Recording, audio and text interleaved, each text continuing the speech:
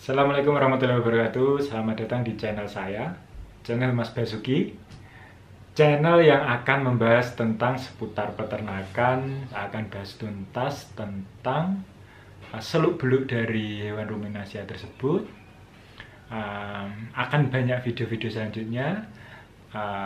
Jadi mari kita simak. Jadi banyak sekali ya ini terkait, kalau teman-teman cari di YouTube itu banyak sekali yang bilang baik mana comburan kering atau comburan basah ya, baik dari segi hasil daging, kualitas dagingnya ataupun yang lain-lainnya. Untuk kali ini saya mau bahas tentang kelebihan dari comburan kering yang saya gunakan. Jadi semua ini saya berikan campuran kering. Oke, campuran kering, dan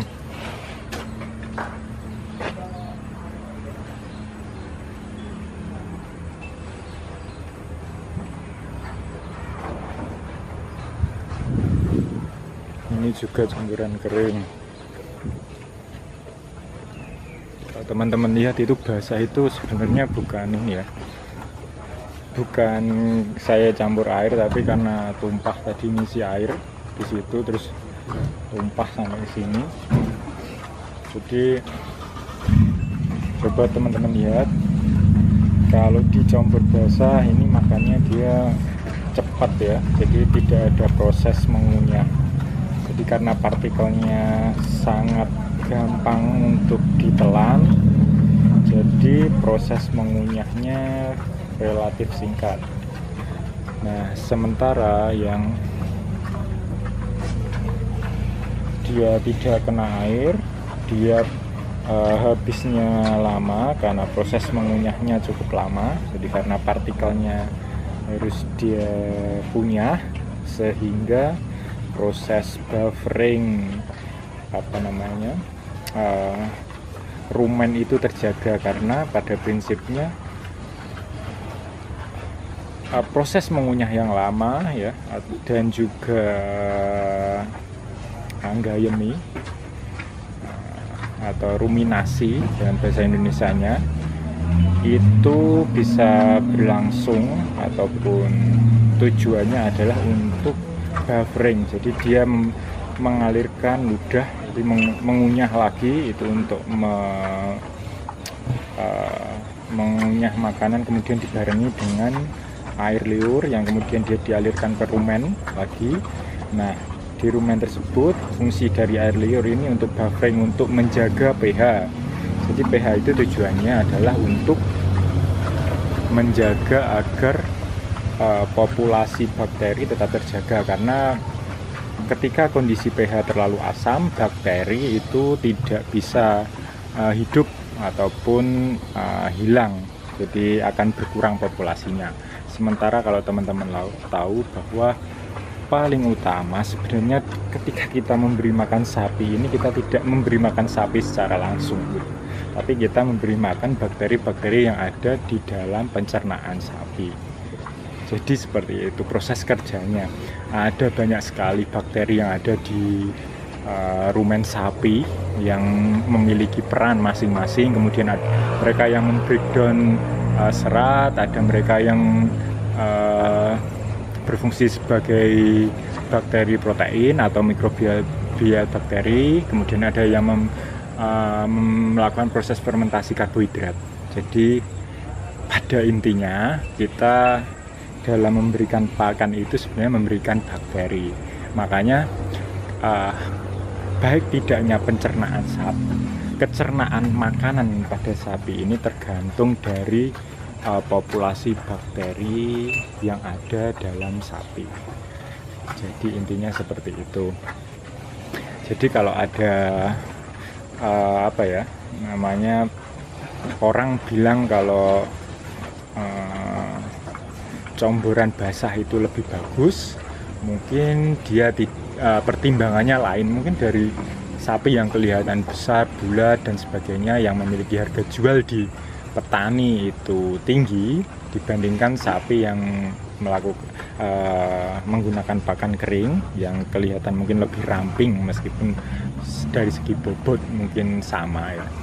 Jadi tergantung sudut pandang gitu. Jadi kalau sudut pandangnya mungkin dari teknik menjualnya kepada siapa, mungkin campuran basah bisa menang ketika sapi itu dijual ke petani. Tapi kalau dijual ke jagal pasti akan memilih kualitas daging yang bagus. Nah, dengan campuran kering kualitasnya juga bagus. Nah, selain itu juga dari segi kesehatan, dengan pakan kering maka pH terjaga, resiko asidosis itu kecil. Jadi makanya teman-teman kalau lihat pakan sapi yang mereka menggunakan serat hijauan sedikit, itu biasanya mereka menggunakan pakan kering karena lebih aman, karena sapi terus mengunyah jika dibandingkan ya. Jadi ini masih banyak dan ini sudah hampir habis, jadi prosesnya sangat cepat. Lalu hal yang penting lagi ya teman-teman, dengan pakan kering juga pakan lebih bersih dibandingkan pakan basah yang biasanya menyisakan hal seperti ini ya.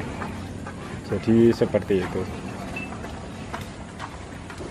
Jadi dari segi kebersihan juga, terus kemudian lebih ringan karena kita tidak perlu untuk mengaduk, jadi mencampur air, menunggu air dan sebagainya. Jadi waktu kerja juga lebih singkat gitu. Jadi seperti itu. Jadi penting ya teman-teman, perlu kita ingat bahwa sebenarnya sapi ataupun kambing, hewan ruminasia ini memang prinsipnya kita menitik beratkan kepada bakteri. Di mana populasi bakteri itu terjaga, semakin banyak populasi dari di dalam rumen sapi, maka proses pencernaannya akan lebih baik gitu. Jadi semakin sedikit maka pencernaannya akan terganggu. Selain itu juga dengan menjaga rumen, kesehatan rumen, menjaga pH rumen itu akan mengurangi resiko dari asidosis gitu.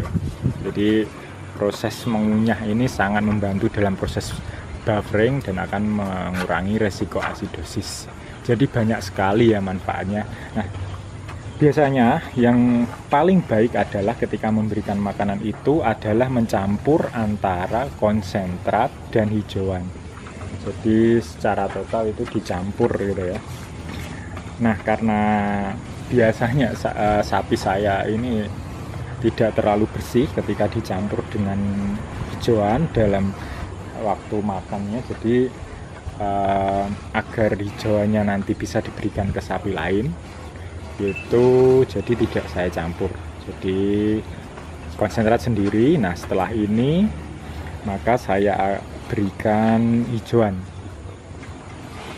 jadi seperti itu. Jadi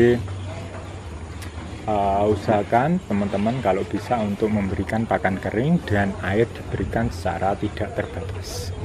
Jadi air tersedia terus, kapanpun sapi minum maka air tersedia. Jadi seperti itu.